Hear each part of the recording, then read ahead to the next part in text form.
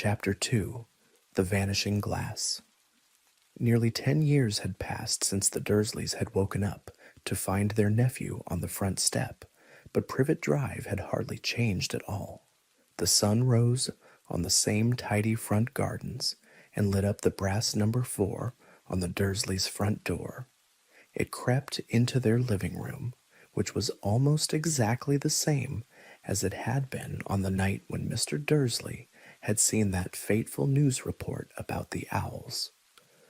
Only the photographs on the mantelpiece really showed how much time had passed. 10 years ago, there had been lots of pictures of what looked like a large pink beach ball wearing different colored bonnets. But Dudley Dursley was no longer a baby, and now the photographs showed a large blond boy riding his first bicycle on a carousel at the fair, playing a computer game with his father, being hugged and kissed by his mother.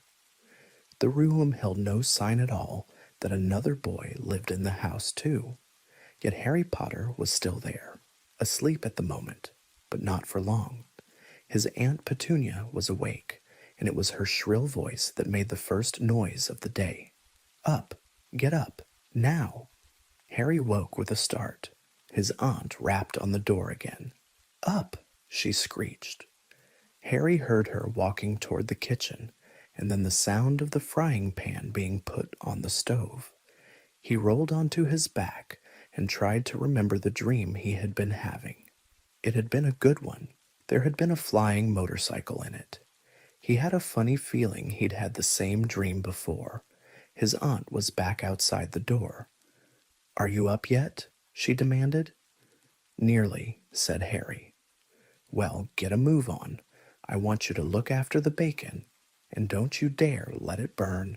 I want everything perfect on Dudley's birthday." Harry groaned. "What did you say?" His aunt snapped through the door. "Nothing, nothing." Dudley's birthday? How could he have forgotten? Harry got slowly out of bed and started looking for socks.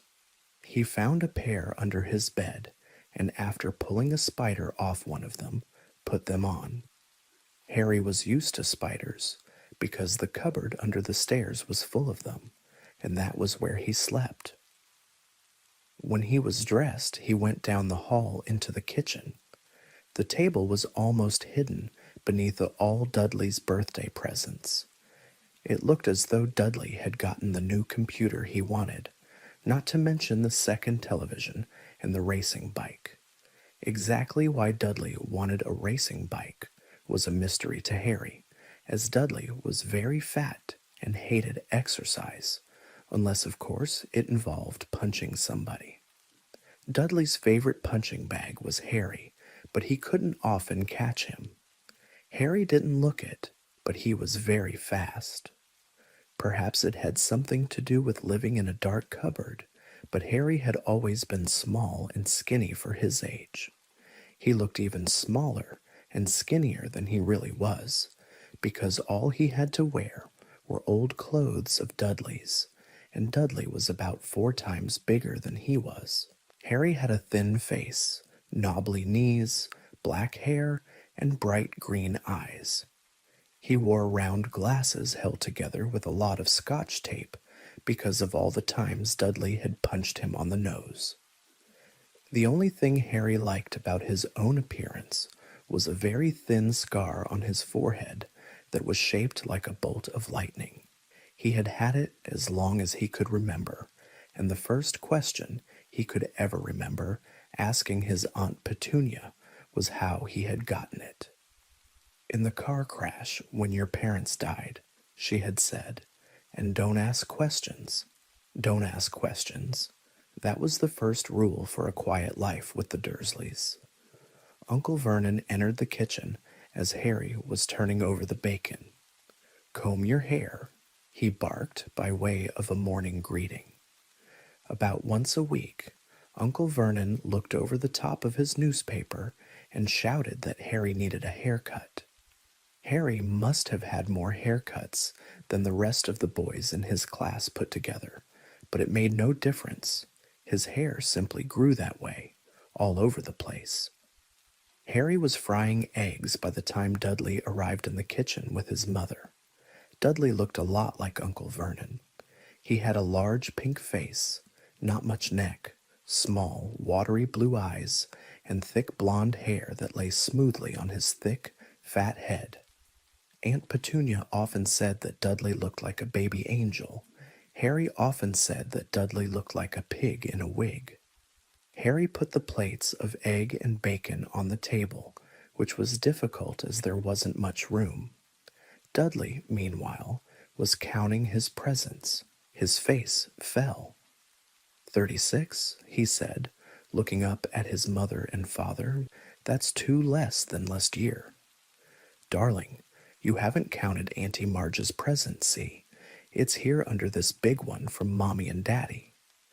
All right, 37 then, said Dudley, going red in the face. Harry, who could see a huge Dudley tantrum coming on, began wolfing down his bacon as fast as possible in case Dudley turned the table over. Aunt Petunia obviously scented danger too, because she said quickly, "And we'll buy you another 2 presents while we're out today. How's that, Popkin? 2 more presents. Is that all right?" Dudley thought for a moment. It looked like hard work. Finally, he said slowly, "So I'll have 30. 30.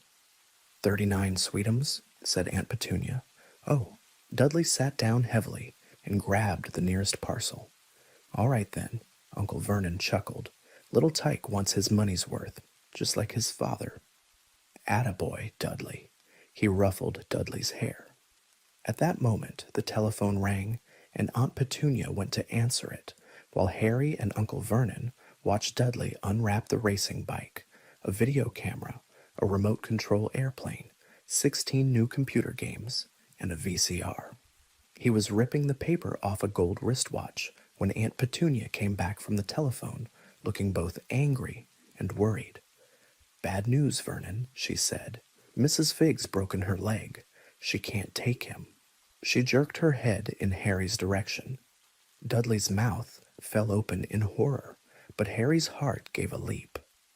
Every year on Dudley's birthday, his parents took him and a friend out for the day, to adventure parks, hamburger restaurants, or the movies. Every year, Harry was left behind with Mrs. Figg, a mad old lady who lived 2 streets away. Harry hated it there. The whole house smelled of cabbage, and Mrs. Figg made him look at photographs of all the cats she'd ever owned. "Now what?" said Aunt Petunia, looking furiously at Harry as though he'd planned this. Harry knew he ought to feel sorry that Mrs. Figg had broken her leg, but it wasn't easy when he reminded himself it would be a whole year before he had to look at Tibbles, Snowy, Mr. Paws, and Tufty again. "We could phone Marge," Uncle Vernon suggested. "Don't be silly, Vernon. She hates the boy." The Dursleys often spoke about Harry like this, as though he wasn't there, or rather, as though he was something very nasty that couldn't understand them, like a slug. "What about what's her name, your friend, Yvonne, on vacation in Majorca?" snapped Aunt Petunia. "You could just leave me here," Harry put in hopefully. He'd be able to watch what he wanted on television for a change, and maybe even have a go on Dudley's computer. Aunt Petunia looked as though she'd just swallowed a lemon. "And come back and find the house in ruins?" she snarled. "I won't blow up the house," said Harry, but they weren't listening. "I suppose we could take him to the zoo," said Aunt Petunia slowly, "and leave him in the car.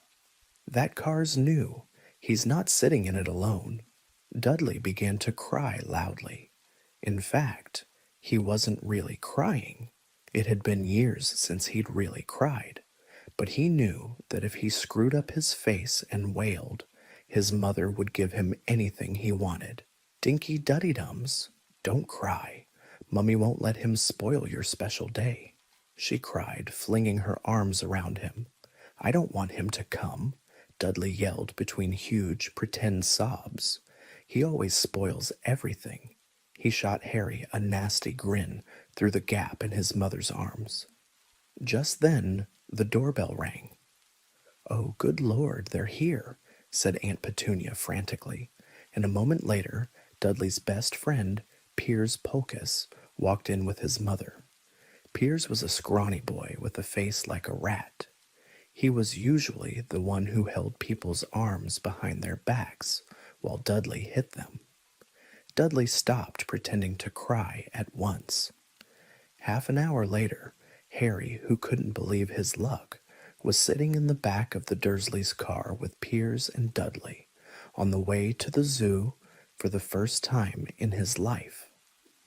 His aunt and uncle hadn't been able to think of anything else to do with him, but before they'd left, Uncle Vernon had taken Harry aside. "I'm warning you," he had said, putting his large purple face right up close to Harry's. "I'm warning you now, boy. Any funny business, anything at all, and you'll be in that cupboard from now until Christmas." "I'm not going to do anything," said Harry, honestly. But Uncle Vernon didn't believe him. No one ever did.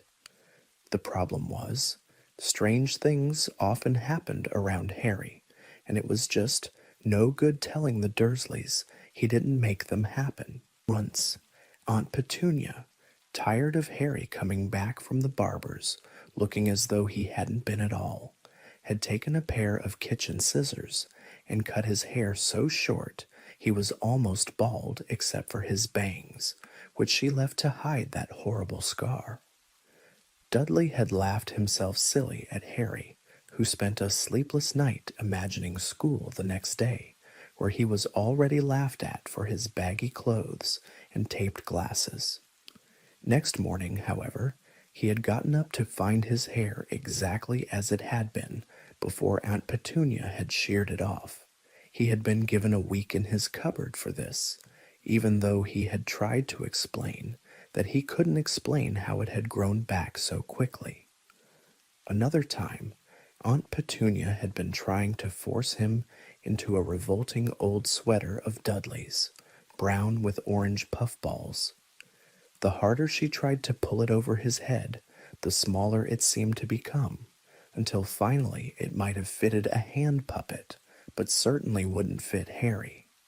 Aunt Petunia had decided it must have shrunk in the wash, and to his great relief, Harry wasn't punished.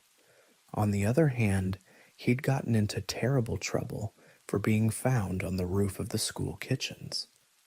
Dudley's gang had been chasing him as usual, when as much to Harry's surprise as anyone else's, there he was sitting on the chimney. The Dursleys had received a very angry letter from Harry's headmistress, telling them Harry had been climbing school buildings. But all he'd tried to do, as he shouted at Uncle Vernon through the locked door of his cupboard, was jump behind the big trash cans outside the kitchen doors. Harry supposed that the wind must have caught him in mid-jump, but today nothing was going to go wrong. It was even worth being with Dudley and Piers to be spending the day somewhere that wasn't school, his cupboard, or Mrs. Figg's cabbage-smelling living room. While he drove, Uncle Vernon complained to Aunt Petunia. He liked to complain about things. People at work, Harry, the council, Harry, the bank, and Harry were just a few of his favorite subjects. This morning, it was motorcycles. "Roaring along like maniacs, the young hoodlums," he said, as a motorcycle overtook them. "I had a dream about a motorcycle," said Harry, remembering suddenly. "It was flying. Uncle Vernon nearly crashed into the car in front. He turned right around in his seat and yelled at Harry, his face like a gigantic beet with a mustache. Motorcycles don't fly." Dudley and Piers sniggered. "I know they don't," said Harry. It was only a dream, but he wished he hadn't said anything. If there was one thing the Dursleys hated even more than his asking questions, it was his talking about anything acting in a way it shouldn't, no matter if it was in a dream or even a cartoon. They seemed to think he might get dangerous ideas. It was a very sunny Saturday, and the zoo was crowded with families. The Dursleys bought Dudley and Piers large chocolate ice creams at the entrance, and then, because the smiling lady in the van had asked Harry what he wanted before they could hurry him away, they bought him a cheap lemon ice pop. It wasn't bad either, Harry thought, licking it as they watched a gorilla scratching its head who looked remarkably like Dudley, except that it wasn't blonde. Harry had the best morning he'd had in a long time. He was careful to walk a little way apart from the Dursleys, so that Dudley and Piers, who were starting to get bored with the animals by lunchtime, wouldn't fall back on their favorite hobby of hitting him. They ate in the zoo restaurant, and when Dudley had a tantrum because his Knickerbocker glory didn't have enough ice cream on top, Uncle Vernon bought him another one, and Harry was allowed to finish the first. Harry felt, afterward, that he should have known it was all too good to last. After lunch, they went to the reptile house. It was so cool and dark in there, with lit windows all along the walls. Behind the glass, all sorts of lizards and snakes were crawling and slithering over bits of wood and stone. Dudley and Piers wanted to see huge, poisonous cobras and thick, man-crushing pythons. Dudley quickly found the largest snake in the place. It could have wrapped its body twice around Uncle Vernon's car and crushed it into a trash can, but at the moment it didn't look in the mood. In fact, it was fast asleep. Dudley stood with his nose pressed against the glass, staring at the glistening brown coils. "Make it move," he whined at his father. Uncle Vernon tapped on the glass, but the snake didn't budge. "Do it again," Dudley ordered. Uncle Vernon rapped the glass smartly with his knuckles, but the snake just snoozed on. "This is boring," Dudley moaned. He shuffled away. Harry moved in front of the tank and looked intently at the snake. He wouldn't have been surprised if it had died of boredom itself. No company except stupid people drumming their fingers on the glass trying to disturb it all day long. It was worse than having a cupboard as a bedroom, where the only visitor was Aunt Petunia hammering on the door to wake you up. At least he got to visit the rest of the house. The snake suddenly opened its beady eyes. Slowly, very slowly, it raised its head until its eyes were on a level with Harry's. It winked. Harry stared. Then he looked quickly around to see if anyone was watching. They weren't. He looked back at the snake and winked too. The snake jerked its head toward Uncle Vernon and Dudley, then raised its eyes to the ceiling. It gave Harry a look that said quite plainly, "I get that all the time." "I know," Harry murmured through the glass, though he wasn't sure the snake could hear him. "It must be really annoying." The snake nodded vigorously. "Where do you come from, anyway?" Harry asked. The snake jabbed its tail at a little sign next to the glass. Harry peered at it. "Boa constrictor, Brazil." "Was it nice there?" The boa constrictor jabbed its tail at the sign again, and Harry read on. This specimen was bred in the zoo. "Oh, I see. So you've never been to Brazil?" As the snake shook its head, a deafening shout behind Harry made both of them jump. "Dudley, M.R. Dursley, come and look at this snake. You won't believe what it's doing." Dudley came waddling toward them as fast as he could. "Out of the way, you," he said, punching Harry in the ribs. Caught by surprise, Harry fell hard on the concrete floor. What came next happened so fast, no one saw how it happened. 1 second, Piers and Dudley were leaning right up close to the glass. The next, they had leapt back with howls of horror. Harry sat up and gasped. The glass front of the boa constrictor's tank had vanished. The great snake was uncoiling itself rapidly, slithering out onto the floor. People throughout the reptile house screamed and started running for the exits. As the snake slid swiftly past him, Harry could have sworn a low, hissing voice said, "Brazil, here I come." "Thanks, amigo." The keeper of the reptile house was in shock. "But the glass?" he kept saying. "Where did the glass go?" The zoo director himself made Aunt Petunia a cup of strong, sweet tea, while he apologized over and over again. Piers and Dudley could only gibber. As far as Harry had seen, the snake hadn't done anything except snap playfully at their heels as it passed. But by the time they were all back in Uncle Vernon's car, Dudley was telling them how it had nearly bitten off his leg, while Piers was swearing it had tried to squeeze him to death. But worst of all, for Harry at least, was Piers calming down enough to say, "Harry was talking to it, weren't you, Harry?" Uncle Vernon waited until Piers was safely out of the house before starting on Harry. He was so angry he could hardly speak. He managed to say, "Go, cupboard, stay, no meals," before he collapsed into a chair, and Aunt Petunia had to run and get him a large brandy. Harry lay in his dark cupboard much later, wishing he had a watch. He didn't know what time it was, and he couldn't be sure the Dursleys were asleep yet. Until they were, he couldn't risk sneaking to the kitchen for some food.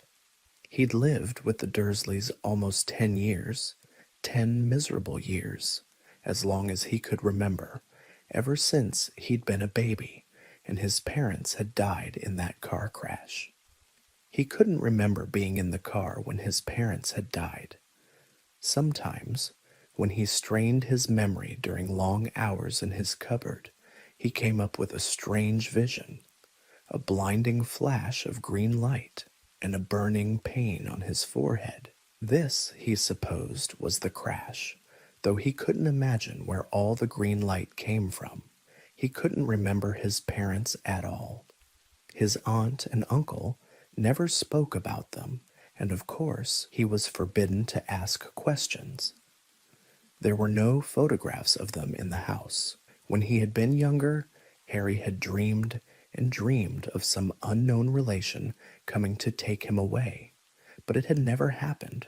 The Dursleys were his only family. Yet sometimes he thought, or maybe hoped, that strangers in the street seemed to know him. Very strange strangers they were, too. A tiny man in a violet top hat had bowed to him once while out shopping with Aunt Petunia and Dudley.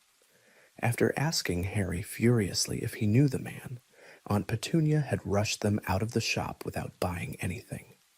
A wild-looking old woman, dressed all in green, had waved merrily at him once on a bus.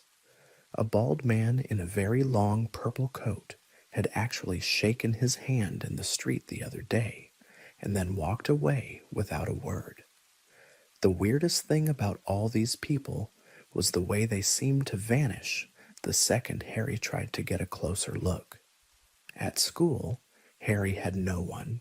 Everybody knew that Dudley's gang hated that odd Harry Potter in his baggy old clothes and broken glasses, and nobody liked to disagree with Dudley's gang.